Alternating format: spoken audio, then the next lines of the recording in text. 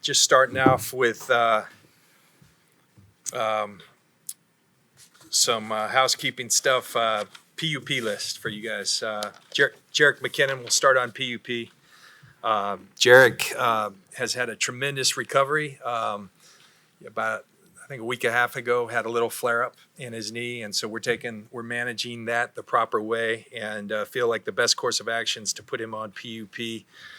We expect him back soon into camp. Garrett Selleck, I think we're all aware he had back surgery, so Garrett will go on the PUP list, and has the concussion test to pass, but we'll do that once the back is cleared up. Weston Richburg will start on PUP. He's working hard and doing very well in his recovery. And then Jimmy Ward will start on PUP with his collarbone. He had the surgery, and expect him back a couple weeks into camp. So that's where we are on that. Other than that, great to have everybody on board, signed, and ready to go for this training camp. And as Kyle has something, we'll open up for questions. Go ahead. I'm good. Do you have the time frames on those other PUP guys?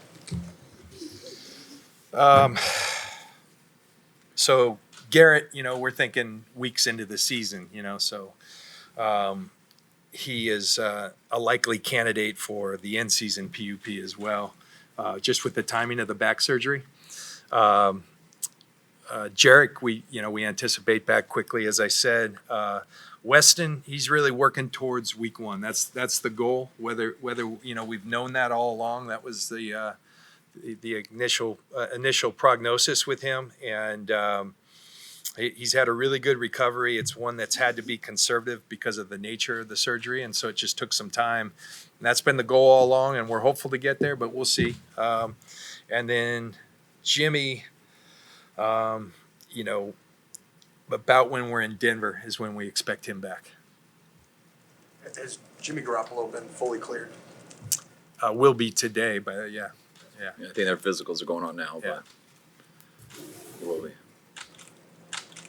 Is the physical the final sort of benchmark he has to clear, just in terms of getting fully cleared? Is there anything else that he needs to do in your eyes? No. He's cleared in my mind. We're just waiting for the semantics of going through it, which everyone has. I think all veterans started at 11, so should get the news soon.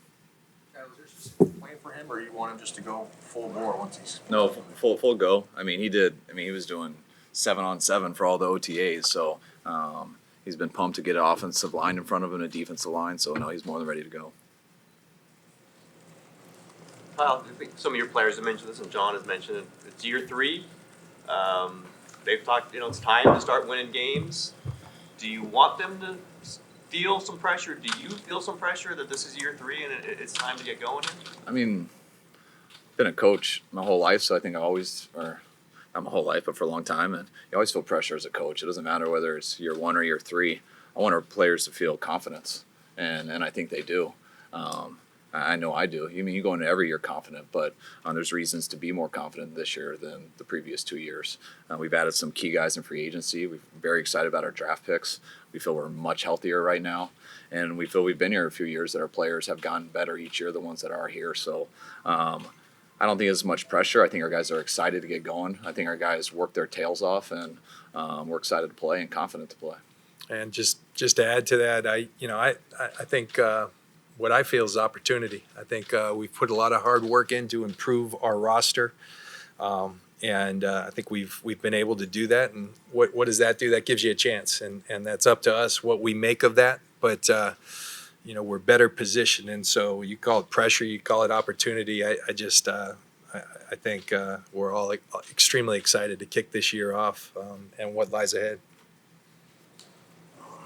Now, there's a story by Bleacher Report that said you spoke to the team early in the offseason and sort of put the culture stuff aside and said it's time to win now. Can you go through what that message was and why you felt it was important to? There's lots of guys we've been here with for a couple of years, going into our 3rd year, and we got a good group of guys who work and everything. And when we came here, we worked very hard in our minds to build a different type of culture to turn the roster over, and we feel like we've done that drastically, and we're very happy with the people that we have in this building, talent-wise and character-wise, and that's good. We've accomplished that part. Now we need to win some games. We need to get better, and I think our guys feel that. We feel that. I think that's why we added some key players that we thought would help us. But we had a lot of work to do. We felt like when we got here, not just from the roster, but just from changing kind of the feeling of how things have gone. And I think we brought in the right guys to do that. I love our team, and I think that's something I've said to our guys that, hey guys, we all like each other, we all respect each other, but we're coming back here to go to work. And yeah, we can have fun together, but not everyone in this room is going to be here. There's going to be a lot of people that can play in this league that we do respect and who are good guys that aren't going to be on this team in a month from now. And that is the reality of this business, and that is a very stressful situation for a lot of our players, and that's what these 90 guys are going through. And that can be very stressful, but at the same time, it's very exciting. And I think that's why our guys are confident, because these last couple of years, you could sometimes figure out in OTAs whether you're going to make the team or not. That's not the case this year. Lots of guys are going to have a hard time, and that's a good problem to have. We're going to be better from it. I know our coaches realize it. I know John and the personnel department realizes it, but most importantly, I know our players realize it. Juan Alexander, he's fully cleared. What's kind of the plan for him the first couple of weeks of camp? Well, we'll definitely ease him in. We don't expect him to play early in those games. I think he did it in October and had the surgery in November. So he's going to be cleared here, just like Jimmy. He's looked great. He's been here in the off season working out and rehabbing. But anyone coming off an injury like that, especially at his position, as late as it was, he's a little bit later than Jet and Jimmy. We'll definitely ease him in. We're going to ease our whole team in. We're going to do reps a little bit differently this year, and with some stuff we've gone, just talking to Ben and Dustin, and looking at the science of some things over the last 7 years. So we're going to ease our whole team in, but Quan and a few of those other guys we've mentioned, they'll be eased in even more. In terms of you probably won't play him or Jimmy in the exhibition season? Yeah, those two won't play. Speaking of that, the strength and training staff, I know there was a ton of injuries when we were talking at OTAs. Are you happy with the progress in general that you've seen under that new staff? Now? Yeah, when you have, I think we had 20 to 18 guys given, not in OTAs, and and we got 4 guys going on PUP today, so I feel very good about that. OTAs, we had as many guys out as we've had since we've been here, but now going into training camp, I feel as healthy and as deep as we've had since we've been here. So that was the goal. And I think, just from the standpoint and some of our objectives, there's I think more than ever, there's thought behind everything we do. And there's people in the medical staff and strength staff working together. And so, with that, all you want to do is give yourself a chance. Injuries are part of this business. And how can you best give yourself a chance? And we're really proud of that group and the way they're working with our players to give them every chance to be at full health. I think everyone knows that our injury history has not been great here the last few years. And the one thing that I firmly believe, that injuries are up to one person, and that's God or whatever you believe in.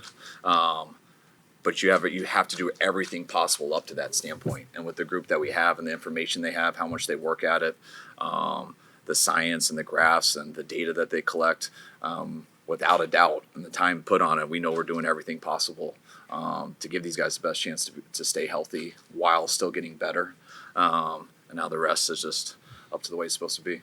Talk about the science that you've been learning about. Are there things, does it mostly reinforce things you've been doing? How much does it change? It reinforces a lot of things. It kind of bases its, in terms of reps and things like that, it really reinforces that you're about on the right spot. But if you look at the history of stuff, and it took me a few hours to understand these graphs and everything, so I'm not trying to re-explain them, but just when you have a low day to go to a high day and then back to low instead of like 4 easy days and 4 hard days, just certain things like that, where days, just over a 7-year study, where days 5 and 8, how much different those are than days 6 practices, 14 through 18. And who knows if it's just off of 1 year, but now that you've been able to collect this data off the last 7 years, and a lot of teams have been doing and stuff, there's some consistent things that you can learn things from and make adjustments, and that's what we're doing. Were there specific reasons why Nick Bosa and Deebo Samuel, their signings didn't happen until yesterday? That's always one that I ask. Why do we have to wait so long on these things? But it's just the way it's the way things kind of roll with that. And I'm just glad they're here. I'm just glad they're here and that it's done. We every year you feel like it, but you felt like it was really important to come to this training camp as a whole and as a team. And those guys were obviously critical in that, and really pleased and happy and thankful for the job that Prague and Brian Hampton did to get those deals consummated, along with their representatives, along with our whole rookie class. And also, you obviously have gold signed, Yeah. which has got to be a relief. I told you he'd be here week 1. We took some twists and turns in between there, but I'm just Robbie's earned it. I remember when I was playing, my agent said, "Hey, you want to make a lot of money? Make yourself irreplaceable, and be really good at what you do." And Robbie's been that, and it was just finding where we could arrive at common ground and find that deal. It took some time, and it was frustrating at times, but. The great thing is seeing him here today and giving him a big hug and saying, "Let's go to work." I mean, that's what we're all here to do, and Robbie's a big part of this, and we're hoping he's making a lot of big kicks to make us successful this year and years to come. I don't think you guys have had a presser since there was a report there was friction in your relationship. You guys are great together. Due to that. You talk about your disdain or love for each other, and how that relationship is evolving. Yeah, we drive into work every day together. No, we just, that is what it is. And, the only thing I'll say is that I think it, the respect, just continues to grow in what we're doing. And I think, with time, you try to improve on everything you do. And what I can assure people is that, number one, we really do like each other. Number two, what more importantly in our roles, we communicate really well, and we communicate real well on every facet of this football team, and that's fun. I mean, it's fun to work with someone you believe in, and I'll leave it at that. For anyone to question our relationship is the stupidest thing ever. Hang around us. It's kind of a joke. So. In another report, there was a mention of discontent, perhaps, maybe from some holdover scouts on your personal staff about what the process this is making. They've been overruled. I'm sure that happens a lot of times. But do you think there is some issue of tension or the way this process works, that there's people on John and your staff that don't like it here? No, I think we have a really good process going, and I think I can't speak for people that aren't here anymore, but I know, Tim, that change is never always 100% comfortable, and I think the way we chose to do this may be different from some others. It's the way we think's best. Ultimately, I think one thing we're really proud of is that we try to surround ourselves with a really good team, and we really pride ourselves on listening to everyone and everyone's voices being heard. And ultimately, two people have been charged with making decisions, to give this team the best opportunity to win, and that's Kyle and myself, and it's the way it is. And I think it's actually, what I feel, and I think what our scouts feel, very harmonious, and I think you feel really good about the process. Like I said, change is never easy, and so sometimes things are different, but I think we're in a really good place. Yeah, I've been in a lot of buildings, and more people have a voice in here than any place I've ever been in.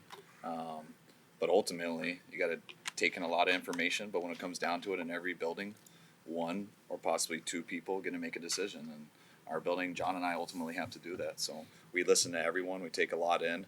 But I mean, that's the NFL. I get it. I remember being in quality control and working 18 hours a day and being very upset when John Gruden didn't use the play I gave him. Like, I get it, and I was pissed about it. But I also knew that he was the head coach and the play caller, and that's the way it is. And I had a job to do, and that's how this league works. You try to work your way up, and you try to do as good as you can and always put yourself in every position. But ultimately, someone has that spot that's got to make that. And if we ever make a decision that 100% of our building's on the same page with, then I think we got some phony people in the building. I mean, that never happens. You're going to always have people who disagree. But ultimately, you got to come to a decision. We explain people that decision more than anyone. And if people have a problem with that, then I'm glad that they're in another building. You mentioned the first report. Now this one, Kyle I've asked John, is there any worry that there are leaks in this building or people who are Well, I think, unhappy? I mean, I've been in a lot of buildings. So, I mean, when you have 200 to 500 people, whatever it is, I don't even know the number, working a building, there's going to always be some people, I think, who talk. But to be here 3 years, I feel anywhere I've ever been, there's been as few leaks out here as anywhere. And I think before we got here, I think there were a little bit more. So I'm very proud of that here. And to go through this entire off season, and it sounds like there's been 2 stories that have been negative towards us, and both of them come from the exact same spot. That to me, as a person who's not here, yeah, I feel pretty good about that. I don't think everyone would write that stuff, but some people do choose to, and the credibility of that, I've been a lot of places. There's 32 of them, and I'm extremely proud of the few amount of leaks that we have in here, and the way we've done stuff. Obviously, you guys haven't had a chance yet to see Jimmy play a full 16-game season. How important is this season for you guys to be able to get that sample size and to evaluate both his place with the franchise and the future of that position? Very important. I mean, we were so excited to get Jimmy very sporadically at the end of that trade deadline our first year, and to throw him into a tough position. Like, we didn't expect him to play the way he did there, and the way he played was great. And then to go through that offseason with him, slow things down a little bit, and to come out really when it was starting. And our team, we struggled a little bit. I mean, we were 1-1 in our first 2 games, and got down to about a 30-point deficit in our third game, where he did do a good job in the second half, bringing us back to at least within a touchdown, and then he had the horrible injury. So, I was really looking forward to next year, knowing that Jimmy hadn't played a lot of ball, but he had showed everyone the capability he has to be a very, very good quarterback.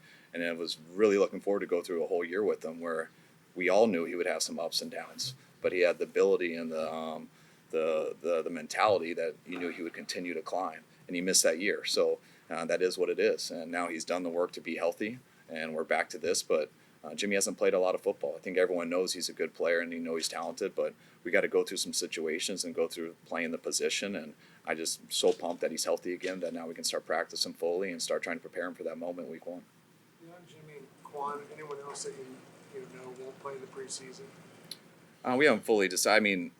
We'd like them to play in the preseason. He was just asking week 1, so that wouldn't be there for week 1, but we haven't decided on all of that. Yeah, we haven't eliminated anyone from the preseason. Preseason opener, if I remember. Yeah. Garoppolo and Quan. Yep. How would you characterize Jimmy's leadership ability? I think Jimmy, when he's been in there, I think he's done a great job. I think Jimmy's always himself. He never tries to be someone he's not. I think the guys enjoy him as a person. I think when he got here, the guys really rallied around him, just the way he carried himself. When you have the talent he has too, guys respect that. I think our team really rallied around him in those 5 games that he won. And he had them going into the offseason, taking them into the new year. And then always when you get hurt, just like Jet had to go through, it can be a little bit of a depressing factor, because you're there with the team every day, and then you got to go through your own mental deal with the injury that's so big, and then you got to be rehabbing, and you're never in the meetings right away or on the field, so you get somewhat a little bit distant. But by the end of the year, Jimmy was back in there helping out the quarterbacks, being around the team, and I think it was really pivotal for him this OTA, just to be able to be involved in every practice, where he got cleared for 7-on-7, because when he's out there, he's one of our leaders, and the guys rally around him. Yeah.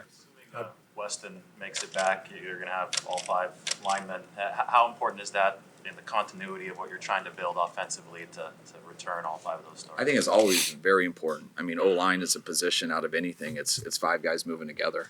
So you always want the most talented people, but it's very important to get those guys working together. I'd say they're more like a basketball group than anything, because the combination blocks they have, it's 5 guys in motion all the time, kind of moving continuously with the running back. So those guys have to play together a lot. They're also guys who do some of the most physical things day in and day out. So you got to have some depth there too. And so you get some of that rhythm with other guys now. You hope your backups can be consistent too. So if you do hurt a guy, you don't have to bring in some guy off the street. But our guys battled through a lot last year, played through a lot of injuries, and were able to stay out there almost the whole year. So I was real impressed with our O-line last year. They're coming back healthy this year, and I'm expecting some of these guys who didn't play last year to really push these guys too.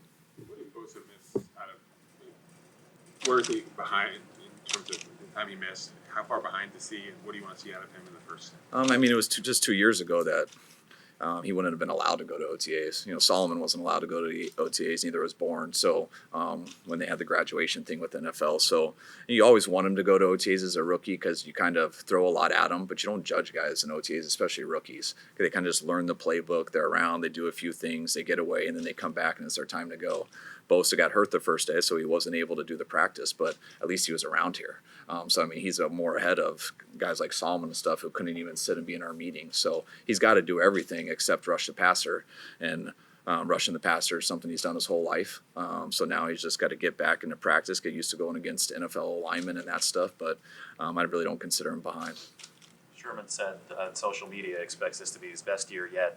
Physically, from what you've seen, do you think he's ready to maintain his prime? Well, I've only seen Sherm in practice last year, and I know he didn't get to do anything last offseason. And anytime a player is just rehabbing all offseason, and then they come to camp, and usually they tweak a couple things early in camp, so then you just got to get to camp. Sherm was battling all last year just to be able to play. And for him to come this year and be totally healthy, where day one he wasn't rehabbing, he was in the strength and conditioning program and working out. Now we get to see how he probably has always looked. I think he played, got through the year playing well, but he wasn't as healthy as he has been. And the guy that I see right now is a much better athlete than the guy I saw last year. Stronger, bigger, faster, healthier, and I assume that's a lot more how he looked years before. And I think looking back in retrospect to Richard, I just think it really speaks to his mental toughness, what he was able to, and physical toughness, what he was able to fight through. And now we look back and see him moving. But he was dealing with, both legs, and those are pretty important at the position he plays. And so, like Kyle talked, and the distinction between recovering from an injury and then being healthy and honing your craft. And even at Sherm's experience, you gotta be able to hone your craft in the off season. So what we've seen is a guy who's been able to really improve himself, even at the end of this. Off season, his weight kind of came down to where he typically was, and so he's just been. I think we're going to see the Richard Sherman that we saw for years, and that's exciting for all of us. You guys kind of alluded to this earlier, but what are the key elements of the new structure of the strength and conditioning and medical staff that has you guys excited about the ability to stay healthy or healthier through the course of the season? I think, Matt, what we were looking for, it's just, and this isn't anything about the past, but number one, the ability, there's a culture in the NFL that's existed for a long time where strength staff's kind of strength staff, and you don't tell them what to do in the training rooms over here.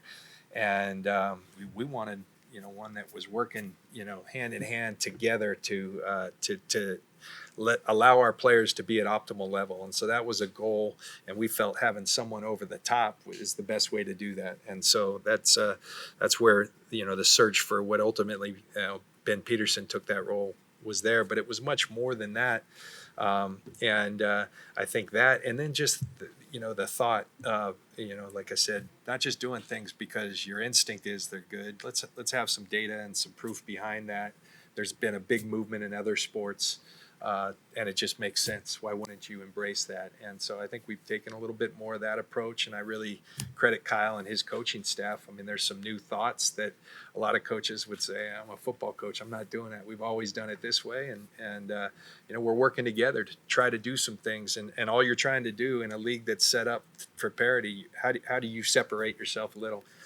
I think a big part of this is our injury history, but this is just how you also not only you're staying healthy, but how do we peak at the right time? How do we get our team right? And we're going to Tampa week 1, and we're dealing with heat and humidity. We've got some back-to-back East Coast. Let's put some thought in everything we do so that we can be at optimal health and optimal performance each and every week and for each and every player. And I think they're doing a really nice job of doing that. I think the hardest conundrum for everybody, and definitely for a coach listening to these guys and trying to make a decision is, if a guy is hurting, what way could you guarantee he won't get hurt before Sunday and just sit there and rest? And then if my job was just to get him healthy for Sunday, I promise you I would do my job if I just sat him next to me and told him not to do anything. He's healthy. And if your team's healthy, you got a very good chance to win.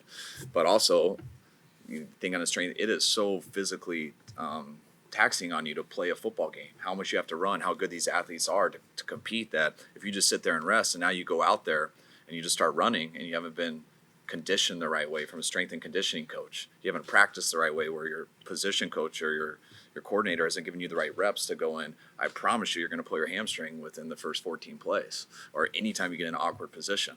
So what's more important?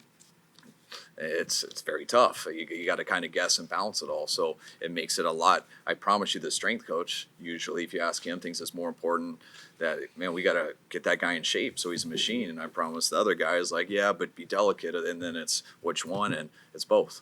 You got to do a little bit both. Sometimes you got to do more of that. Sometimes you got to do more of that. Well, what day? When do you do that? You do it in training camps. You do it in OTAs. You do it on Friday, Thursday, Wednesday. We could read science books all day and you'll just get so much answers that you'll just be confused and feel dumber than when before you read it. So you got to take everything in and all the science stuff and really, yeah, that is a fact, but we do need to get better in this area too. And then as a coach, you just got to do your best to talk to everyone and try to blend it together and feel like you're doing your responsibility of making the Niners the best they can be. And the way the Niners will be the best we can be is that, one, we're healthy, but two, we're good at football. And so that's two conflicting things. So will never change. But that's what everyone's trying to figure out. Also, a huge thing is you don't play football very much. Like I watch basketball players, they play basketball all year. Like they're done a month after the season or whatever. You see guys, you could go play pickup games. You see Vegas in leagues. Like they play basketball all the time. If you just run and stuff for 12 months, then all of a sudden you go play basketball. I bet a lot of guys get hurt, but they do it every day. Their bodies get used to it. You can't play football year-round. It's just a different sport. If you could, we need more people, but maybe your body would get used to it. That's the hard thing with this sport, and it will always be, and especially when you add in some of these off-season rules and stuff. There are a couple examples from last year of guys playing through stuff that appeared to be pretty serious, with Ruben with the shoulder, and then Weston with, I guess, the knee. Has the standard for that with this new staff changed in any way? No, I think that standard is the same that it's always been. I mean, you don't play through stuff you think is going to hurt you, like hurt your career. That's not an option. You have players who try to do that, and then it's our job to shut them down. Guys who, hey, you got to get this regardless, no matter what. You can do it right now in November, or you can do it in January after the season. And then you meet with doctors, not myself, not John. You meet with people, and then they get second opinions. Like, all right, what's the issue? Can it get worse if I play on it? All right, it can't. No, it'll hurt. Well, how bad does it hurt? All right, if it hurts, does that mean my shoulder can never get good and I'm not going to be as good next year? Those are all the things that we talk about. And when it's, hey, you can't make this any worse. It might be painful, but you can't make it any worse. Then it's up to the player. But if someone's ever going to say, give us the player the report, myself, John, hey, he's hurt. He maybe could go, but like if he keeps going without the surgery, it could affect him next year. Then there's no discussion to be had. That's the difference to me between the old saying of like hurt and injured. Obviously, last year defensively, the results were what they were. But why make significant changes? It seems like you're making schematic changes at basically every level of the defense. Why make those changes versus, for continuity's sake, keep things similar to allow guys to develop as well as they can? I think like what schematic changes? More wide nine, three linebackers, base, and then the safeties are going to be more. Okay. Wide nine, like we played with it a lot last year. If you look at any nickel defense, because there's not a fullback in the backfield, K1's walked out over the top of them. If that was a fullback in the backfield, K1 would come in and be on the ball or in the box. So that would be the exact same as last year. A 6 technique is head up on the tight end. A 9 technique is just on his outside eye. We used to only keep Tart in the box, but we think both of our guys can do it. So why don't we just rock and roll with motions and stuff? And it's not really a scheme change. I think the safety change is more playing to our personnel. I think the 9 technique is playing more pass rush, even in run situations, and trying to get better at that. But from a schematic standpoint, I mean, our foundation of it's still cover 3. It's still the same in that way. You know, offense it gives you more ways to attack people. There aren't really any big changes. It gives you more, to me, weapons in your arsenal. It's not always the same thing. We don't have to play a 9. What if a team's scheming up I mean, you guys have told the whole world we're playing 9s every second. So just joking. So have I. So I have a feeling people are going to have some plays for a 9 technique. And if they're setting up all our 9 techniques, I promise we won't just sit there in a 9 technique. We'll move to a 6 technique. And you do that throughout the game. I mean, that's just you motion the tight end. Now there isn't a 9 technique. A tight end's off the ball. The 9 technique plays a tackle, which is so it's like, I know it's a word that is different, but it's not that different. It's not drastic. Talk about the safeties. Are you talking, you mentioned Tart, are you talking about Ward or Coleman? Well, when we first had started OTAs and they were healthy, we had Tart and Ward out there. So that was the first way we were practicing it. And, you know, just with mentioning those 2 people, that was the basis of our thought process. So we have everyone practicing in that way. We'll decide if we want to do it that way. It's a very easy change to that. When a guy motions, do you want to do that? Or do you want to do that? So we can change that at any time. The fact that Jimmy Ward's built like a free safety but just wants to hit everybody, sometimes we could give him a chance to play like a strong safety. The fact that Tart's built like a strong safety and doesn't mind hitting, but when he plays free safety, he plays just as good also. That kind of gives you some choices, and you got 2 guys who are going to also cover tight ends, and that's how we felt going into OTAs. We know Jimmy broke his collarbone. He should be back by Denver, and we'll see how the other guys play out, but week 1 we'll see. But I don't want to tell Tampa Bay exactly whether we're going to rock and roll them or keep them in the middle. Well, any reluctance with Jimmy, with the injury history, to put him in a position where he's going to be hitting more? Yeah, but the problem is sometimes you rock and roll him and you put him down in the box and it's a pass play and he's covering the tight end the whole time, where you're in the middle of the field and you do have to hit people. I mean, that's the racer. That's anytime someone gets through there, he's it. Anytime someone runs a slant or skinny post, he's the one going to meet those guys, and that's where he has gotten hurt. So yeah, that's why Jimmy is a free safety. But there's no difference between a nickelback and a strong safety. And K1 is just on the other side of Tart. You know, are you over a tight end or are you over a receiver? But you still have to tackle that running back if he runs to you. Couple more? John, obviously you guys have invested a lot in that defensive line. That's created big expectations for that group. What are your expectations for that group, and how do you see them kind of embracing those expectations? Yeah, I want them to wreak havoc on the league. You know, I think we're excited about bringing these guys and you know, also adding a tremendous coach in Chris Kasarik along with Chris Kiffin to really get the most out of a group that's really has to play at a high level for us. Where a lot of our resources have gone there. It's because Kyle and I both believe that, you know, you got to hit the quarterback and you got to bring them down. And I'm more excited than any other time in our time being here with our ability to do that because of some of the moves that we've made and just what I saw in the offseason. So the development of some of some of our players, the depth of our unit, we can come at you in waves and. I think we got guys that can consistently win as well, and I think some of the moves we've made, D and Nick, are going to highlight and allow guys like Buck and Armstead and Solly to really start to put their talents to use as well. And it's going to be a little bit of a pick your poison. Who do you want to double? Who do you? And that's fun. Now they got to go do it though. You know, we've I think like I said, we've given ourselves an opportunity. Now those guys, and that's a prideful group. I've got full confidence that they will. You get the sense, you said they're a prideful group, you get the sense they understand the pressure is there and they're embracing it? Yeah, I know they do, and I know the coach that they're playing for won't let them live a day without thinking about that and having that part of their mindset. So the total combination there excites me. The cool thing is everyone understands the pressure of the question you asked, especially with the D-line. They know that. They know that right away. Guys know that when they get drafted. The cool thing is watching them through OTAs and watching the confidence that they personally have and how good they think they are. So they're pumped for that pressure because, like the question earlier, they're extremely confident. They believe they can live up to that pressure, which makes it fun. Hey Kyle, what's your early outlook on essentially right now having 3 or 4 starting caliber running backs? It's a good outlook. I mean, I like it. You can never have too much. You know, we made a commitment to Jet 2 years ago to come in here and be our starting running back. We had to decide between him and Carlos, and we went with Jet, and we were excited about that. And he had such an unfortunate injury, and we had to go the year without him. And we were very excited with Breida as a backup going into that year, and he filled in great as a starter. But he got banged up all year. We ended up having to go to our practice squad guys and play with 4 backs, and now we have 4 to start with that are starting caliber guys. and we used 4 last year. So the fact that we have 4 in our roster now is a very good thing to have. It's tough for some of those guys because there's always going to be some type of odd man out. It's very hard to use 4 guys in a game. Sometimes it's hard to dress 4 guys in a game.